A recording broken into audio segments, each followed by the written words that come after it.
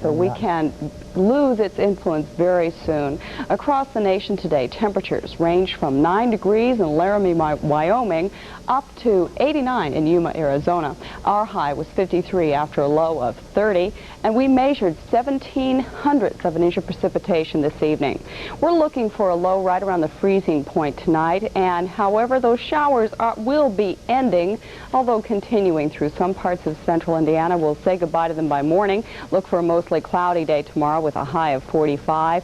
We have just a very, very slight chance for some flurries come Sunday night, but then on Monday again, mostly cloudy with a high of 45. Cool weather will continue into Tuesday, but for Wednesday and Thursday, those showers are expected to be back with us, but we'll trade the showers for some warmer temperatures because we'll be back in the 60s come the midweek, so it's kind of a good bad news situation there. Springtime returns. Yes, definitely. Dick Rea will show you what Jim Barber has been doing in Atlanta for the past 2 days when we return.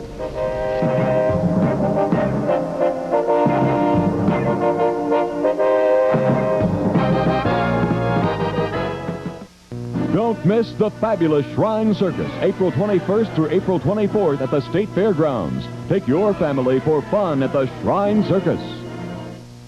Excuse me, sir, but where did you get that suit? I see. And you, sir, where did you get your suit? Uh-huh. How about you, sir? Where did you get your suit? More and more men are shopping Walton Clothes Factory Store, where you buy first-quality suits, sport coats, and slacks direct from the manufacturer. You get great styling, fine tailoring, all at substantial savings. At West 85th Street and 5439 US 31 South. Experience the exceptional. Experience an evening at Mon Rev. Tantalize your taste with delectable appetizers and garden green salads. Enjoy an excellent entree, prime selections of beef, succulent seafood, or your favorite fowl. And don't forget dessert. It's all exceptional. Exceptional catering, too. Experience it at Mon Rev. Major credit cards are always welcome at Mon Rev. Exit the Airport Expressway at Lyndhurst Avenue. For reservations, call 241-6318. You're looking at a marvel of automotive design. Every part state-of-the-art. The powerful Pennzoil Penske IndyCar. Roger Penske built it for reliability. It takes the skill of Rick Mears' IndyCar champ to handle it. When his engine's turning over 10,000 RPMs, he needs a motor oil engineered for reliability to stand the strain. Pennzoil motor oil for top engine protection whatever you drive. Protection you can rely on. Pennzoil. And Dick, I understand that qualification speeds have been pretty fast in Atlanta. Is that come as a surprise to you? It is surprising because CART and USAC both have made some type of restrictions on the ground effect, hoping to slow down the speeds, make for safer racing, but 8 cars today over 200 miles an hour. It was a record-setting day of qualifying this afternoon in preparation for tomorrow's Atlanta CART 200-mile IndyCar race. Channel 8's Jim Barber is on the scene in Atlanta this week and files this report from the field. Before the drivers took to the track today, many of their representatives took to the lottery to see where the qualifying spot would be. Brownsburg, Indiana's Pancho Carter was the last to select and fittingly drew the last position. So Pancho got to observe the Jackrabbits before him. Tom Sneva led off the qualifying with a lap speed of 204.105 miles per hour. But believe it or not, he was bettered moments later by Johnny Rutherford, 204.577. With a new car, has recovered from last year's poor showings. We've done a lot of testing, not as much as some of the other teams have done with their new cars, but we've still done the testing, and things are looking right. The car feels very comfortable, and I'm confident in it. I'm ready to go racing now. Rutherford's best today beat out teammate Gordy Johncock by 25/100ths of a second. Johncock, despite a good 204.325, wasn't pleased. We should have set on a pole. I should have ran a 206 pretty easy, but we lost a little horsepower. They had to take the valve off and check it. CART did, and when they checked it and put it back together, I think there's something wrong. Today's top prize went to Rick Mears, his 4th consecutive pole victory, 204.983. Comparable indeed to last year's showing. It was a thrilling ride today too. Every time you qualify, it's usually a thrilling ride. If it's not, you aren't going fast enough. So, it had its moments. I had to talk to the car a little, and it talked back a little bit a couple times.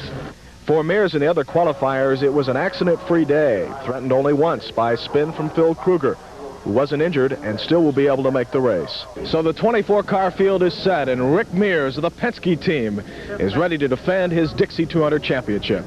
With sports photographer Ivan Gratz, I'm Jim Barber on the scene at the Atlanta International Raceway. In the Central Hockey League tonight, it's Game 5 for the Checkers in Salt Lake City. That series is currently tied 2 games apiece. Good news tonight, the Checkers are leading going into the third period by a count of 4-1. Glenn Duncan, Davey Simpson have scored a goal. 2 goals tonight for Steve Stoyanovich, 4-1 as they head into the third.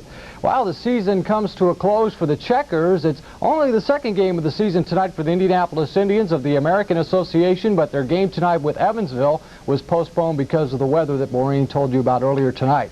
For the Cincinnati Reds pitcher Mario Soto, today was his 4th appearance of this young season, and Johnny Bench bats in a career home run number 378 as the Reds blast off on San Francisco today. It's at Candlestick Park in San Francisco, top of the 6th. Bench launches this 3-run homer, his first homer of the year. He's 23rd now on the all-time list. The Reds led at that point 5-1 and went on to win the game 8-3. Mario Soto now is 3-1 on the season.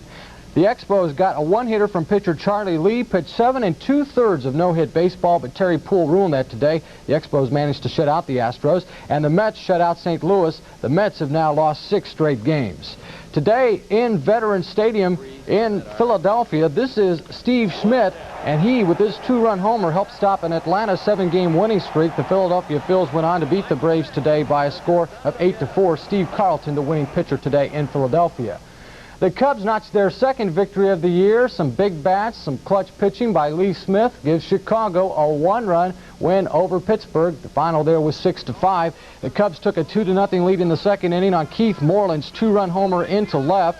Then Lee Smith, after the Pirates battled back to trail by a run at 6-5, will finish off Willie Hernandez in the 9th inning as Chicago holds on to win it 6-5. In the American League, Chicago also wins. The White Sox win today over the Detroit Tigers. Reggie Jackson homers for the Angels in a winning effort today. Boston a 1-run win over Texas, and Baltimore and Cleveland split a doubleheader this afternoon, and we have a couple of games that were postponed because of bad weather, rain there and snow there.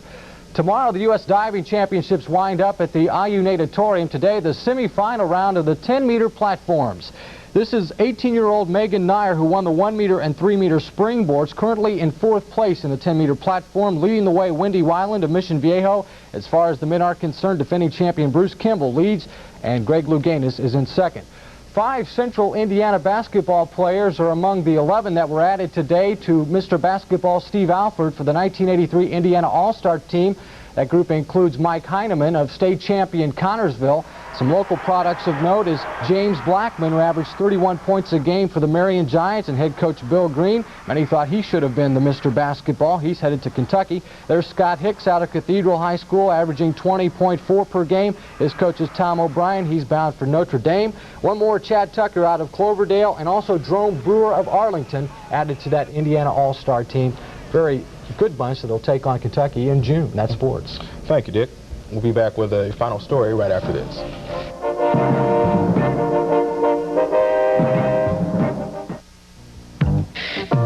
Rattle, rattle, thunder, clatter, boom, boom, boom. Don't worry, call the Car X-Man. Do you do foreign cars? Foreign cars aren't foreign to Car X, ma'am. Japanese, German, French.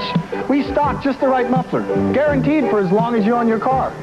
Foreign or American. Another country heard from. Rattle, rattle, thunder, clatter, boom, boom, boom.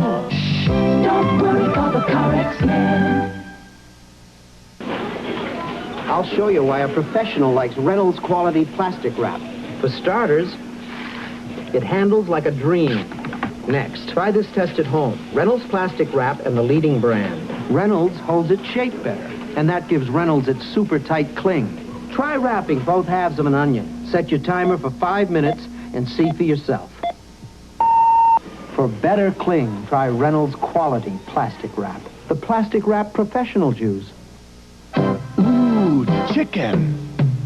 Chicken. again. McNuggets. Ooh, McNuggets. McDonald's McNuggets. A McNugget is a boneless chunk of tender, tasty chicken with 4 kinds of sauce to choose, especially for dipping. Barbecue. Hot mustard. Sweet and sour. Honey, too. McNuggets. The desserts are free now at McDonald's when you purchase an order of Chicken McNuggets with fries and any size soft drink. So come into McDonald's while the dessert's on us. The Sheen Company is bringing down the cost of expressing your love with special savings on diamond wedding and engagement rings, bridal mountings, and 14-karat gold wedding bands, all with the style, elegance, and lasting beauty you expect from the Sheen Company. Select that one important symbol of your marriage and save up to 60% off the Sheen Company's regular low direct-to-you import prices. Choose from hundreds of different styles in this select group. The Sheen Company, direct diamond importers. And finally tonight, the next time Howard Wills appears in court, he's going to be much more careful about the clothes he wears. Wills was in court to face preliminary burglary charges when the victim of the burglary cried out that Wills was definitely the man that robbed his home. The man's proof? Well, you see, Wills was wearing his shoes. Wills was promptly marched to jail in his stocking feet. And that's our newscast for this Saturday evening. I'm Jonas Chaney for Dick Rea and Maureen Tighe, thanking you for watching and hoping you have a pleasant weekend. Good night.